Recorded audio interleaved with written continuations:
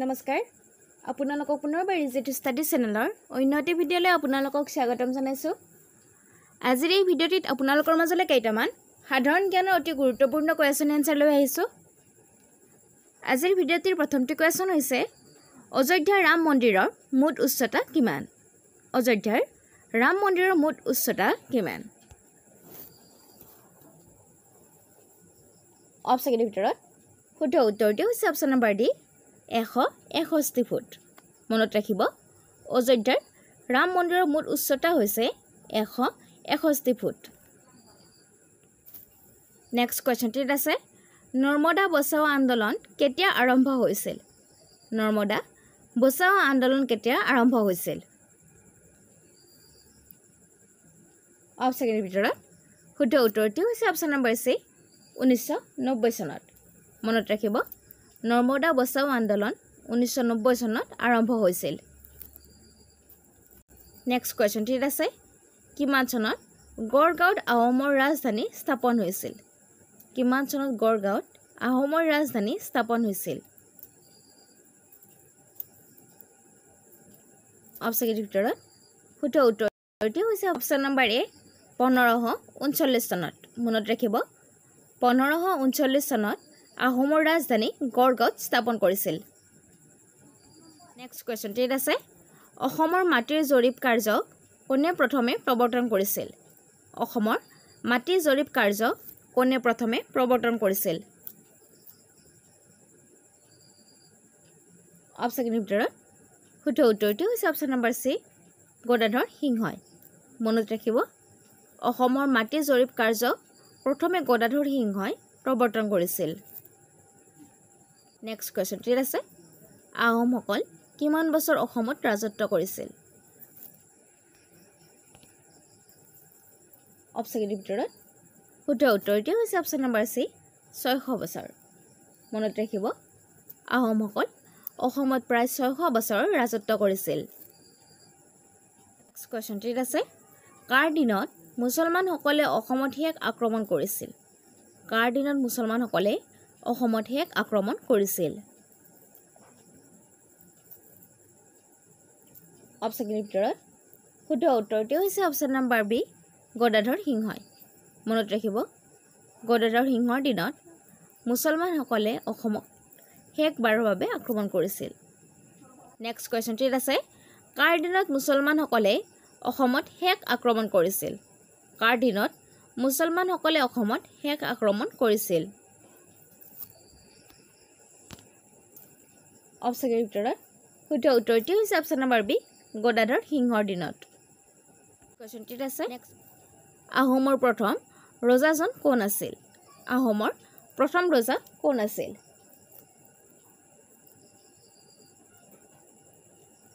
অপচনৰ ভিতৰত শুদ্ধ উত্তৰটো হৈছে অপচন নম্বৰ এ চাওলুং চুকাফা। মনত ৰাখিব আহোমৰ প্ৰথম ৰজা হৈছে চাওলুং চুকাফা। নেক্সট কুৱেশ্যনটিত আছে কোন চনত আহোমসকলে মুং মাও এৰি আহিছিল? কোন চনত আহোমসকলে মুং মাও এৰি আহিছিল?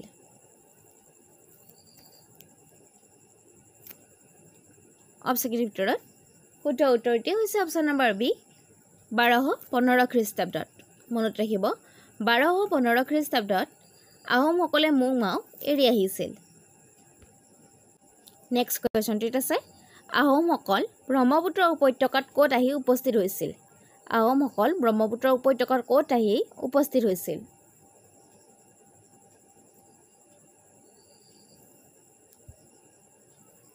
অপচনৰ ভিতৰত শুদ্ধ উত্তৰটো হৈছে অপচন নম্বৰ এ নামৰূপত। মনত ৰাখিব আহোমসকল ব্ৰহ্মপুত্ৰ উপত্যকাৰ প্ৰথমে নামৰূপত আহি উপস্থিত হৈছিল। নেক্সট কুৱেশ্যনটিত আছে আহোমসকলে কোনখন পৰ্বত পাৰ হৈ অসমত প্ৰৱেশ কৰিছিল? আহোমসকলে কোনখন পৰ্বত পাৰ হৈ অসমত প্ৰৱেশ কৰিছিল? অপচনৰ ভিতৰত শুদ্ধ উত্তৰটো হৈছে অপচন নম্বৰ বি পাটকাই পৰ্বত। মনত ৰাখিব আহোমসকলে পাটকাই পৰ্বত পাৰ হৈ অসমত প্ৰৱেশ কৰিছিল। নেক্সট কুৱেশ্যনটিত আছে আহোমসকলৰ প্ৰথম ৰাজধানী কি আছিল? আহোমসকলৰ প্ৰথম ৰাজধানী কি আছিল?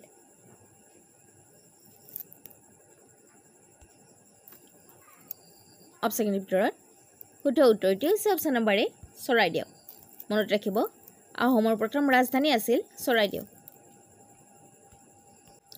নেক্সট কোৱেশ্চনটিত আছে কোন চনত চুকাফাই আহোমৰ ৰাজধানী চৰাইদেউত স্থাপন কৰিছিল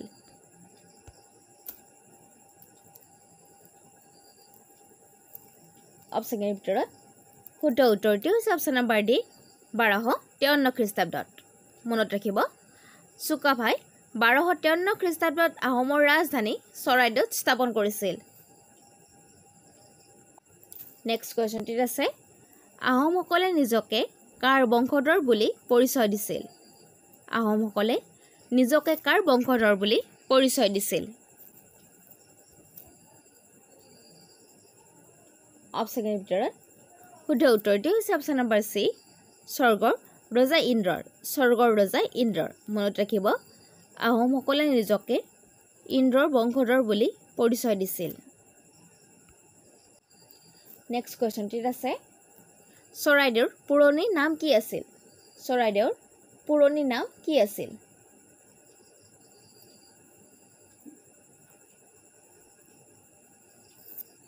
অপশ্যনৰ ভিতৰত শুদ্ধ উত্তৰটি হৈছে অপশ্যন নম্বৰ সি চৰাইদেউ নেক্সট কোৱেশ্চনটিত আছে চুকাফাৰ অসম প্ৰৱেশৰ সময়ত মৰাণসকলৰ ৰজা কোন আছিল চুকাফাৰ অসম প্ৰৱেশৰ সময়ত মৰাণসকলৰ ৰজা কোন আছিল অপশ্যনৰ ভিতৰত শুদ্ধ উত্তৰটি হৈছে অপশ্যন নম্বৰ সি বডৌচা মনত ৰাখিব চুকাফাৰ অসম প্ৰৱেশৰ সময়ত মৰাণসকলৰ ৰজা আছিল বডৌচা নেক্সট কোৱেশ্চনটিত আছে চুকাফাই কোন জাতিক প্ৰথমে বৈশ্যতা স্বীকাৰ কৰিছিল চুকাফাই কোন জাতিক প্ৰথমে বৈশ্যতা স্বীকাৰ কৰিছিল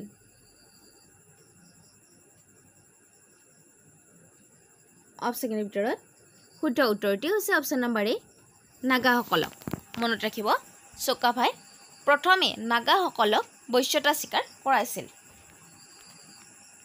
নেক্সট কুৱেশ্যনটিত আছে চুকাফাৰ পিছত কোন ৰজা হৈছিল অপশ্যনৰ ভিতৰত শুদ্ধ উত্তৰটি হৈছে অপশ্যন নম্বৰ এ চুতীয়ফা নেক্সট কুৱেশ্যনটিত আছে কোনজন আহোম স্বৰ্গদেউ বামুণী কোঁৱৰ নামেৰে জনা যায় কোনজন আহোম স্বৰ্গদেউ বামুণী কোঁৱৰ নামেৰে জনা যায় অপশ্যনৰ ভিতৰত শুদ্ধ উত্তৰটি হৈছে অপশ্যন নম্বৰ ডি চুডাংফা মনত ৰাখিব চুডাংফাক বামুণী কোঁৱৰ নামেৰেও জনা যায় নেক্সট কুৱেশ্যনটিত আছে আহোম স্বৰ্গদেউ চুডাংফাৰ পিতৃ কোন আছিল আহোম স্বৰ্গদেউ চুডাংফাৰ পিতৃ কোন আছিল অপশ্যনৰ ভিতৰত শুদ্ধ উত্তৰটি হৈছে অপশ্যন নম্বৰ এ টাও খামতি মনত ৰাখিব আহোম স্বৰ্গদেউ চুডাংফাৰ পিতৃ হৈছে টাও খামতি নেক্সট কুৱেশ্যনটিত আছে কোন চনত চুডাংফাই আহোমৰ ৰজা হৈছিল কোন চনত চুডাংফাই আহোমৰ ৰজা হৈছিল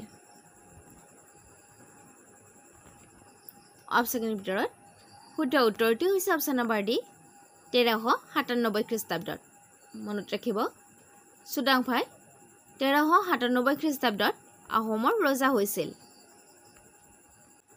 নেক্সট কুৱেশ্যনটিত আছে কোনজন আহোম ৰজাক দিহিঙীয়া ৰজা বুলি কোৱা হয় কোনজন আহোম ৰজাক দিহিঙীয়া ৰজা বুলি কোৱা হয়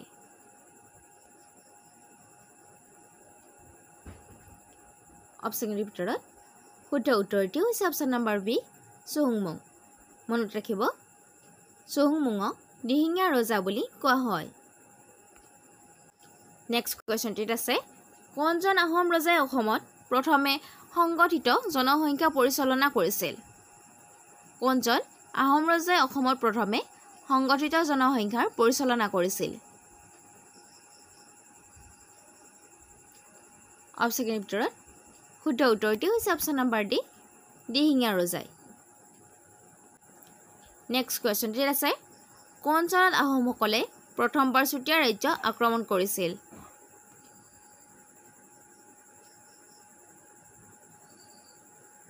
অপশ্যনৰ ভিতৰত শুদ্ধ উত্তৰটি হৈছে অপশ্যন নম্বৰ ডি 1523 খ্ৰীষ্টাব্দত মনত ৰাখিব 1523 খ্ৰীষ্টাব্দত আহোমসকলে প্ৰথমবাৰ চুতীয়া ৰাজ্য আক্ৰমণ কৰিছিল নেক্সট কোৱেশ্চনটিত আছে স্বৰ্গনাৰায়ণ কোনজন আহোম স্বৰ্গদেউৰ হিন্দু নাম স্বৰ্গনাৰায়ণ কোনজন আহোম স্বৰ্গদেউৰ হিন্দু নাম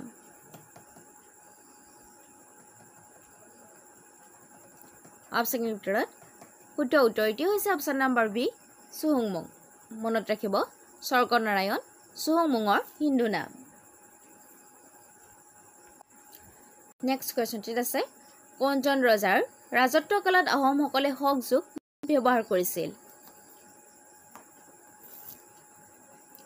অপচনৰ ভিতৰত শুদ্ধ উত্তৰটি হৈছে অপচন নম্বৰ বি চুহুংমুং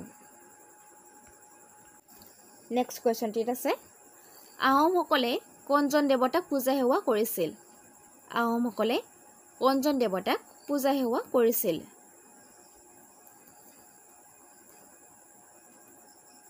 অপচনৰ ভিতৰত শুদ্ধ উত্তৰটি হৈছে অপচন নম্বৰ বি সোমদেৱ মনত ৰাখিব আহোমসকলে সোমদেৱক পূজা সেৱা কৰিছিল